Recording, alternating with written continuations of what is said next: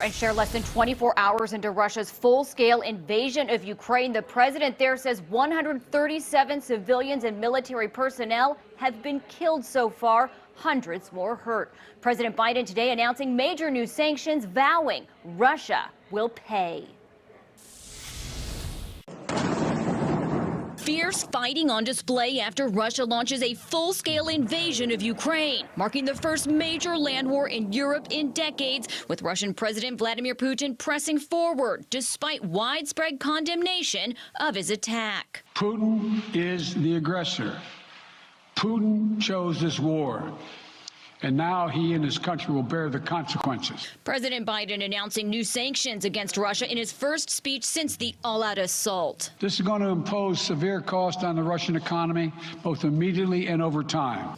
In Ukraine, Russia unleashing airstrikes and sending in troops. This video purporting to capture the moment a Russian missile hits a military warehouse in southwestern Ukraine. And this show reportedly hitting an innocent cyclist after missing its target. Destruction on display at this Ukrainian military facility, vehicles and equipments left burning. This image showing a shell inside an apartment in the country's second largest city, where residents fled to safety in a subway station, fearing the Russian strikes.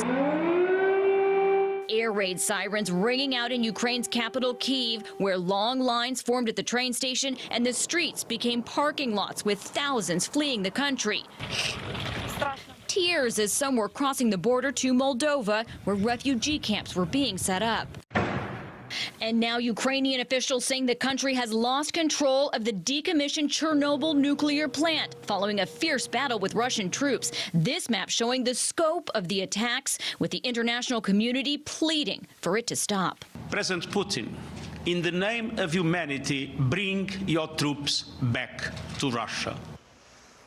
Lauren, what can you tell us about the strong sanctions against Russia, and is it enough? Well, Cher, this is what the president says he's doing. He says the totality of the penalties will target trillions of dollars in assets and include specific measures against Russian elites and banks. New limitations also on what can be exported to Russia. The White House also authorizing additional troops to be stationed in Germany to bolster NATO defenses in Europe.